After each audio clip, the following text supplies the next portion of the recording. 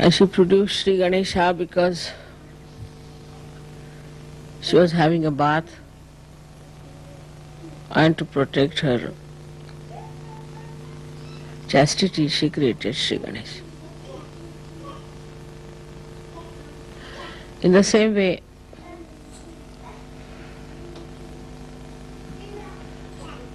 Kundalini is the Gauri, and we have got Ganesha sitting in the Muladhara chakra. So we have Muladhara as the abode of the Gauri, of Kundalini. And the protection of the Kundalini is done by Shri Ganesha.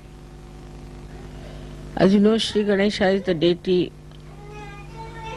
which is for our innocence. Only Shri Ganesha could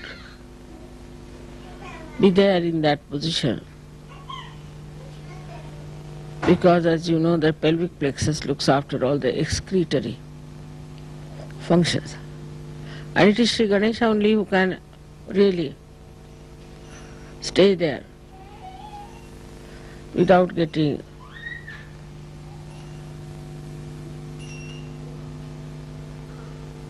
dirtied by the surroundings.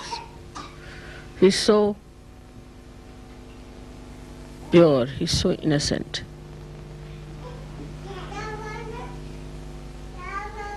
While the Kundalini is the virgin mother of Shri Ganesha. People have started talking against Mary by saying that there was something wrong. How could a virgin get a child? Because we do not understand it is God. And in the area of God, anything is possible. They are above all these things. And they can create anything. And in any way, Ganesha had to be born out of a virgin because he was so pure.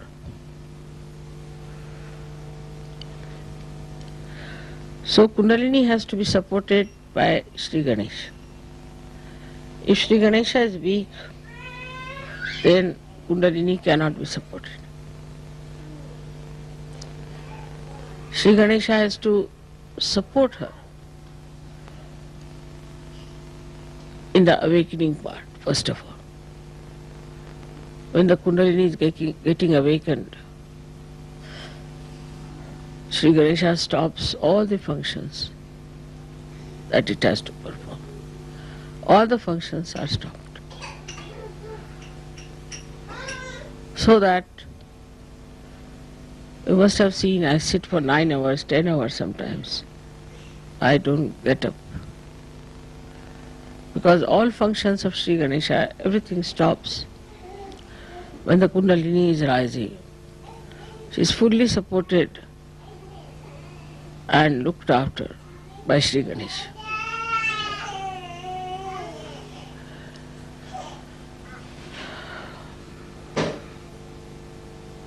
Kundalini is the energy that you know which gives you your ascent.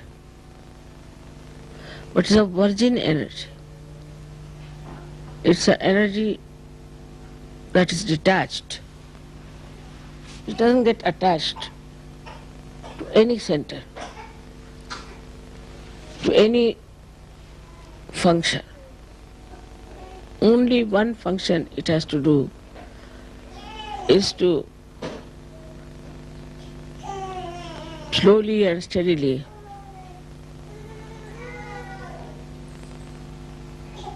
pass through all these centers, nourish them, give them whatever they like, whatever they want, whatever they can bear, and slowly and steadily open the sastra. She's coiled up in 3.5 coils. It has a mathematical significance. Why? And half, why she's, I think in my book I have described about her. But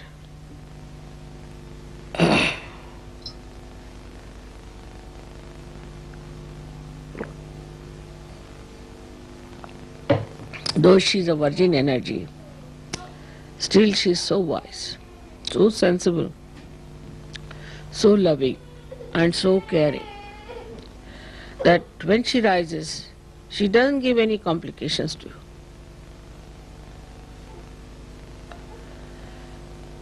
She doesn't even make you feel that she's rising. In some people she does, when the people are not normal, some obstruction is there, then you do feel. But normally, you do not even feel how she is rising. She goes up in a way automatically, supported by the whole mechanism. When she rises from one center to another center, the lower center first opens for her to enter in, and then it augments. It closes down so that it can keep the Kundalini in its place. Then it goes higher, there again, till it pierces through Sahasrara. This ascending of Kundalini goes on. This is what is Raja Yoga. That is not artificial, something outside, but a spontaneous working of the mechanism is Raja Yoga. As I always say that when you start the motor car, all the mechanism starts working by itself, but by just moving the wheel, you cannot make the car move. In the same way, when the Kundalini is rising, she rises spontaneously and passes through these 6 centers. That time she also at Vishuddhi, she opens the Vishuddhi. And when she emerges through 8, at that time, the tongue is little bit pulled in, just to keep the flow on. This action is called as khechari. So, when people are very deeply in meditation, those who have achieved great heights in meditation, they find suddenly they get into khechari situation, or we call it mudra. In that state, as if some nectar starts flowing from your palate. If you move your tongue upward like that, you will feel the cool coming down your tongue. And try that.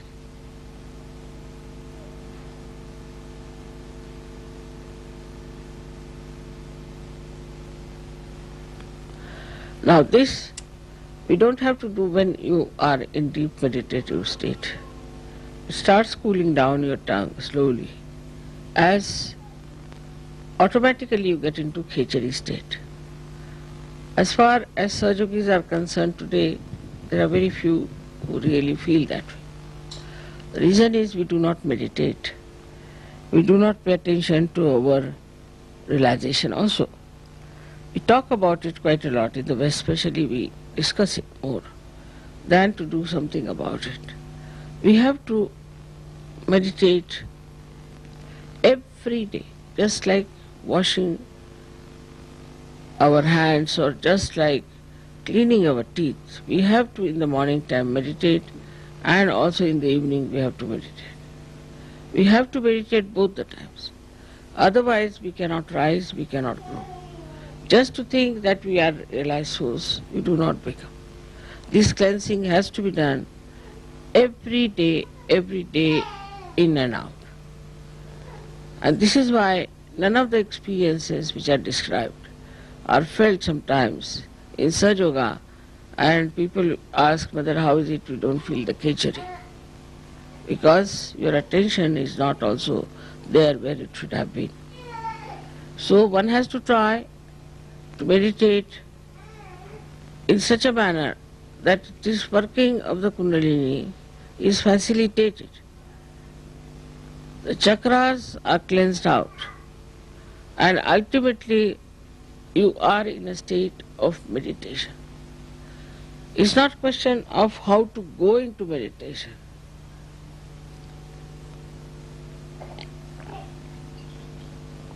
But it's the question how to be in meditation all the time. So as you know that Kundalini, when she reaches the Agya Chakra and when she opens Agya Chakra, then you can be in thoughtless awareness. Then you don't think. Thinking just stops. You watch everything, just watch. But you do not get involved into what you are watching, but you just watch. And that watching itself gives you the growth within.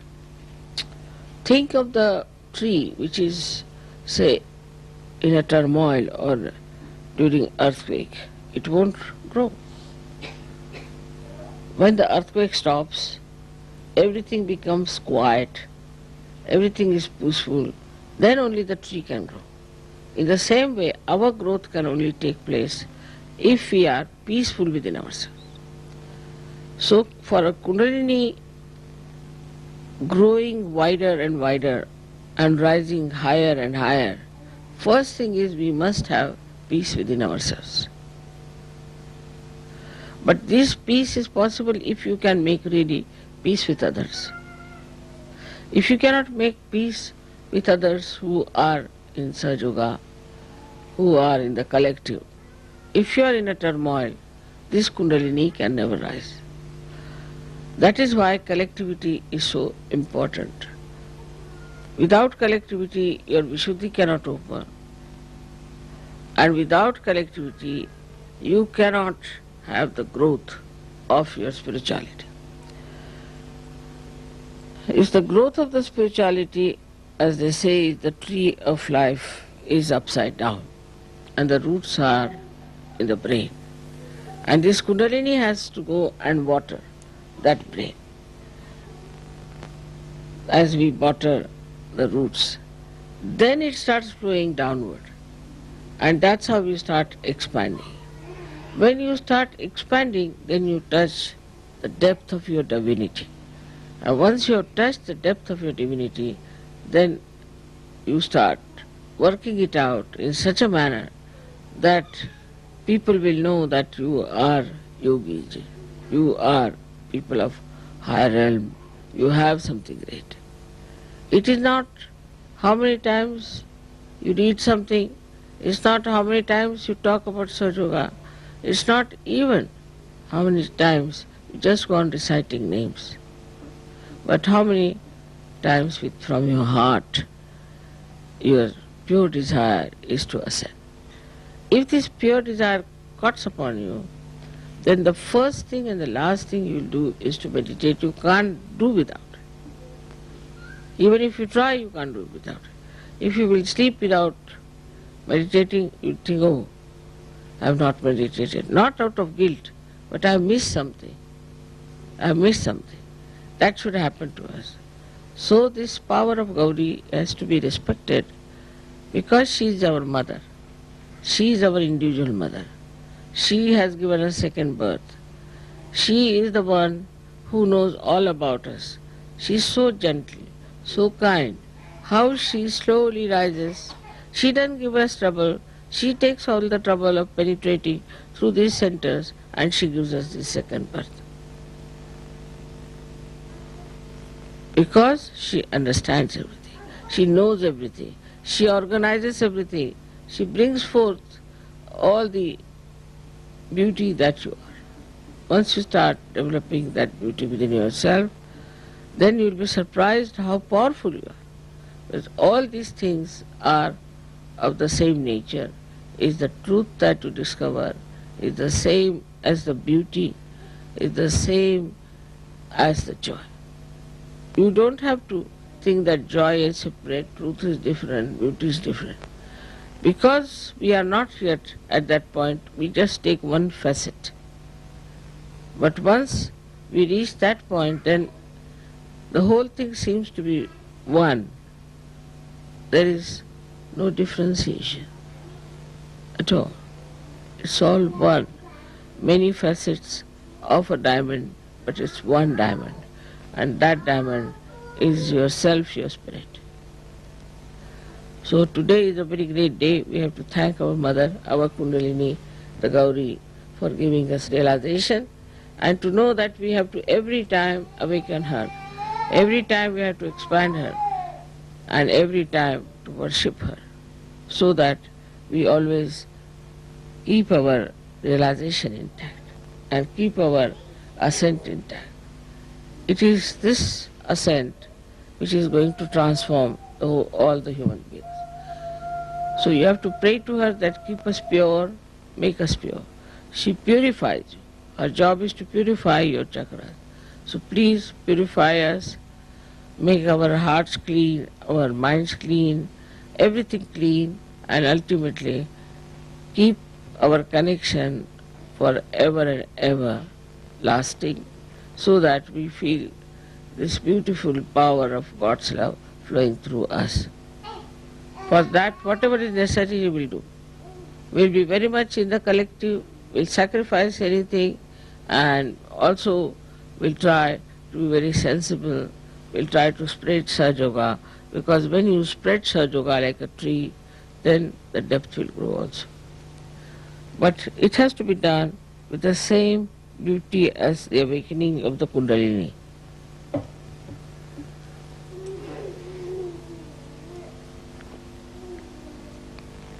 She has not troubled you. She has not given any problems to you. So, from that one has to learn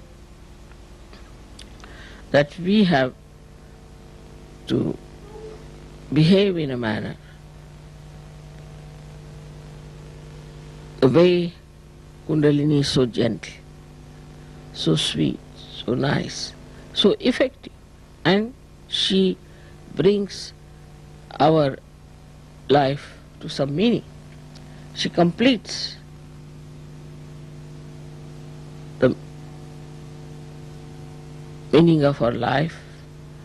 She completes our desires, and she takes us to a point where we start seeing the whole thing, the whole universe as one, all human beings as one.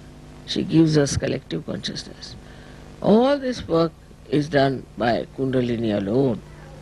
Of course, if she does not go to any chakras and does not awaken any deity, we cannot even have the fruits of those chakras being awakened. So it is all her work, all her ascent, all her understanding and wisdom which has given us this beautiful state that we call ourselves as yogis. So I would request you all to pay attention to your Kundalini.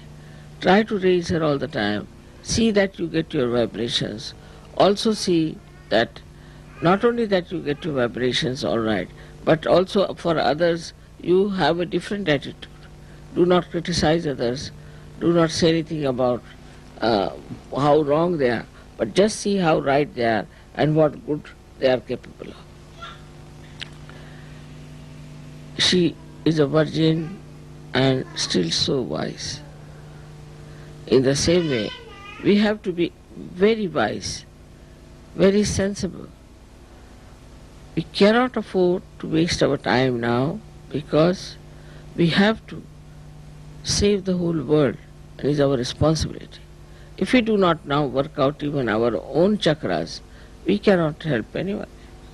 So first of all, we must work out our own chakras, and then we can help the whole world.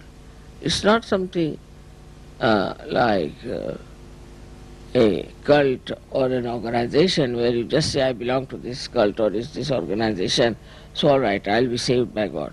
That's not promised in Sahaja Yoga. There's nothing like a ticket to heaven. It has to be worked out. You have to work it out, and work it out with full understanding as to what is this Kundalini is and how she works. May God bless you.